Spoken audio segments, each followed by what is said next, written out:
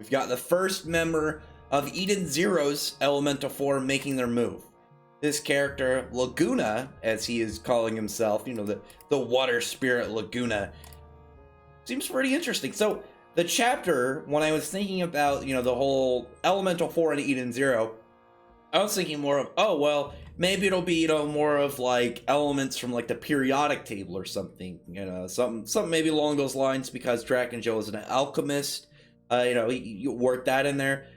But it seems it's going to be, straightforward water, fire, earth, and air, which, again, I'm fine. I'm fine with that. I still like the idea for, adding the sci-fi, getting a little sciencey, but I'm 100% fine with this.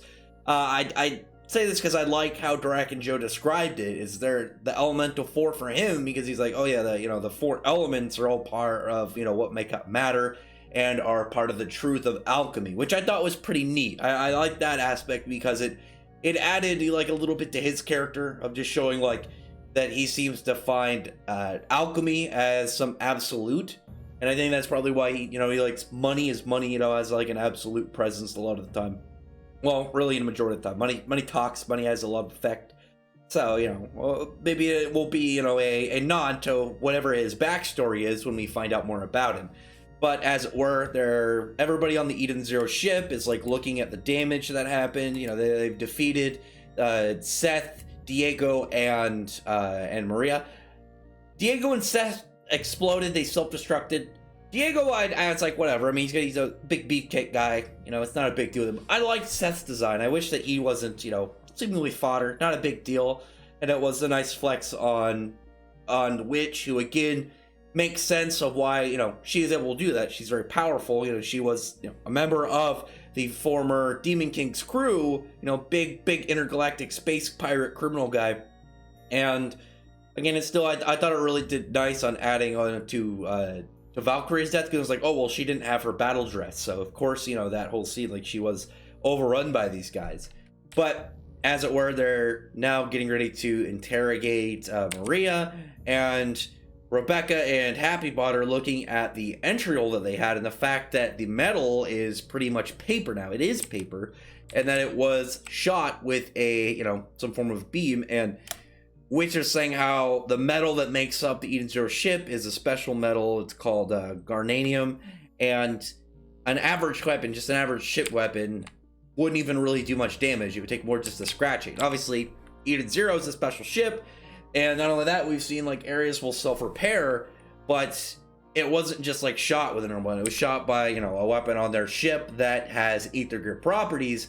And it's noted, so I talked about it in the review of the chapter that it happened, because I thought it was weird that it's like, okay, yeah, you can turn metal into paper, you're transmuting a physical material to another, but Witch even mentions that what's odd about it is that the power was able to work on the shield, because that's just an ether shield. It's just energy that's formed, it's a solid, quote unquote matter, but Witch just said, that is a strange thing. That is a very odd power, trying to figure it out.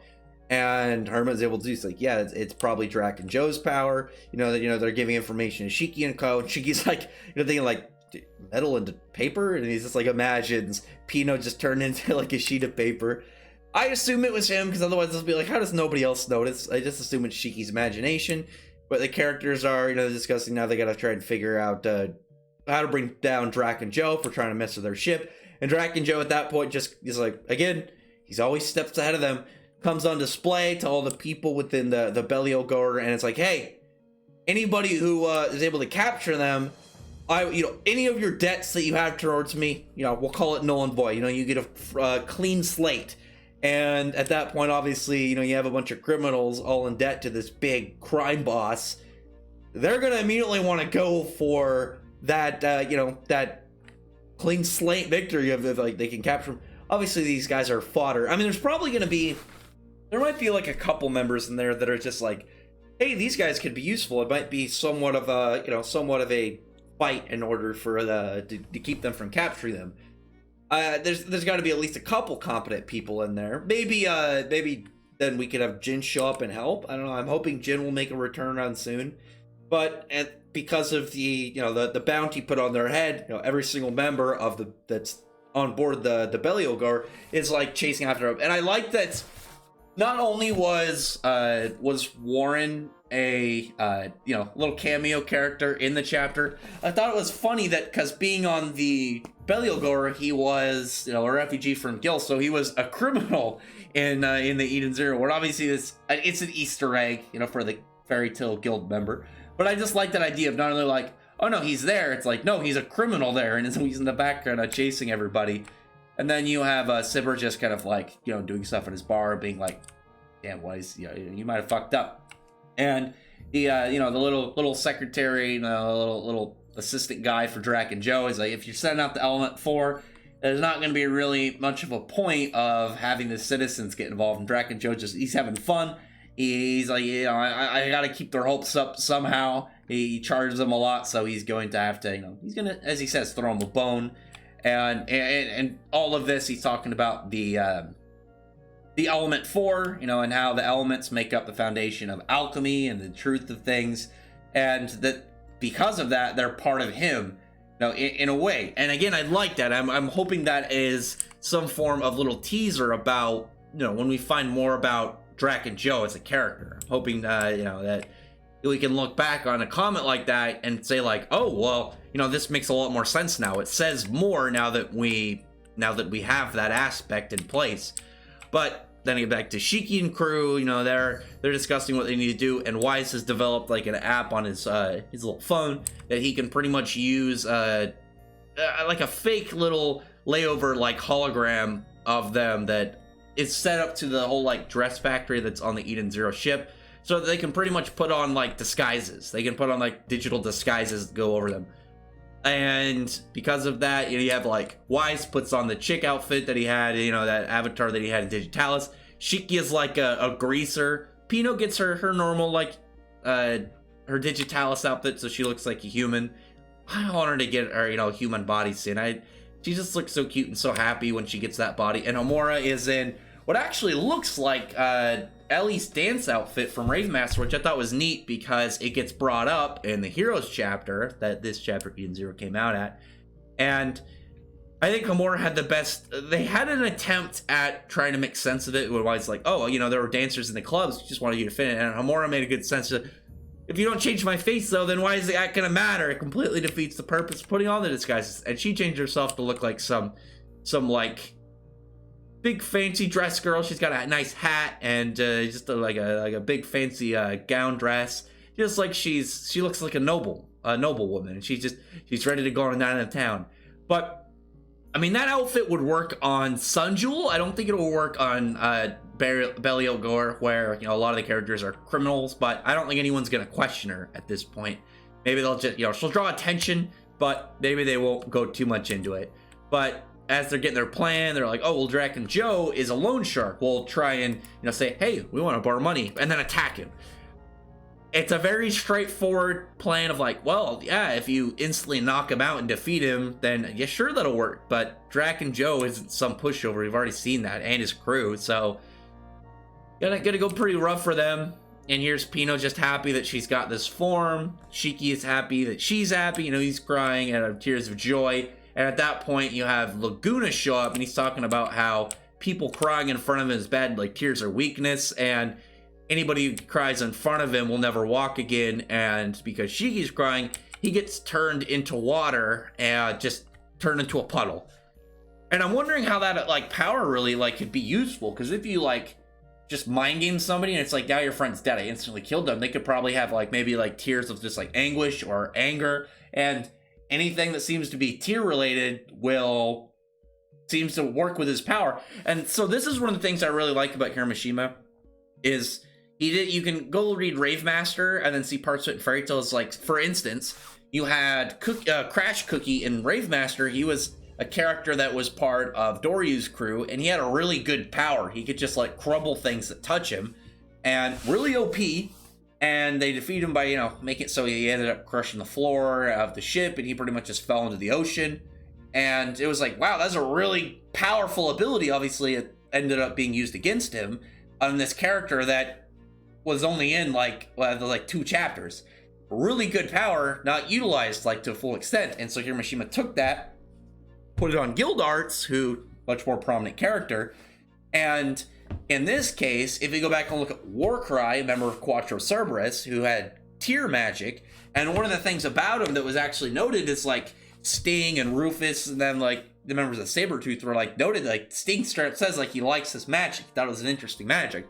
And whether or not it's in the full extent of it would act like something like this, it was, you know, a tier-based power, which was very weird. And so it was like, well, how does that work? You know, maybe it was like something Hiroshima wanted to use and didn't get to really use it because he was a member of Quattro Cerberus. What is he really gonna do? And like, what, like even in the Grand Magic games when stuff got serious, pull over Tartarus. What is Warcry gonna do in that scenario? What is he's gonna do in Alvarez? What are you gonna do in the 100-Year Quest? Nothing really. Nothing he really could do. But so take those ideas, put it on a character, put it in Zero, where, oh yeah, Laguna, this water guy, he calls himself Laguna the Water Spirit. He has powers based around a water ether gear and a power that works based off if you cry around him. Useful. You know, it's a good way to utilize something that otherwise would be a waste. And it's like, man, I had so many ideas for this thing. Why did I use it on this character who didn't really amount to anything? And again, something like this, fantastic. Came out as a win. And I like this guy's design. He's interesting looking.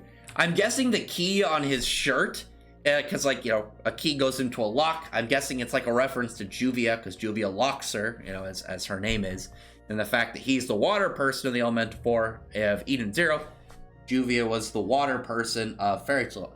I would actually really like it if each of them had just had a reference that tied over their name.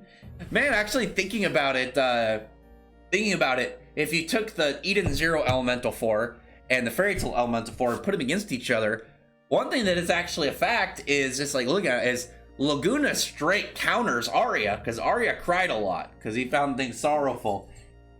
Regardless, he could be like, well, I mean, at the time of, if you put him as now, Juvia will just sweep their entire crew because she's more powerful than all of them now. But like, you know, we don't know how powerful the Eden Zero ones are. Maybe they're hacks, maybe they're powerful as well as hacks.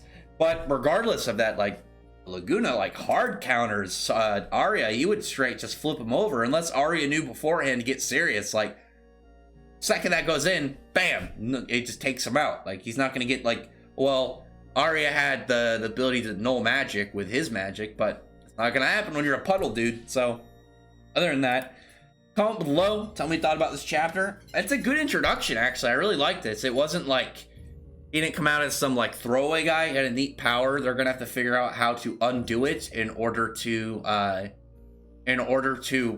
help Shiki. So actually, just realized, and I'm gonna put it as this, that I think would be a really good way to do it, is because Shiki turned into water, assuming it's not an illusion or anything, that it has to do with like ether affecting his body. Again, assuming it's not an illusion of some kind. Pino, EMP. Like, maybe that to defeat him, and it's like, oh, I can defeat you. And they realize, you know, Ether Gear, oh yeah, we have Pino. Pino uses her EMP, turns Shiki back to normal. Which would then be really useful to them possibly to use later against Drac and Joe. And maybe it'd be like, well, it would either be a way to help fight Drac and Joe, or it'd be like, well, maybe Drac and Joe's is different than Laguna's, here's why. Which would be really cool, because then it would set up like a false sense of we got it up on him. I think that's actually pretty cool. I like that idea. I hope Hiroshima goes with that. But other than that, comment below. Tell me what your thoughts are about this chapter, and tell me what your thoughts are about this introduction of this character and his design. It's very strange. Like, I like he's got an interesting like design in general, but he's got those big pouty boy lips. I'm wondering what the thing is with that. Either way, he's also got the big old eyelashes too. Other than that, comment below, thumbs up the video, but friend the like button and subscribe button, and check out my other videos. Other than that, I appreciate everyone who's already subscribed, and thank you all for listening. Bye.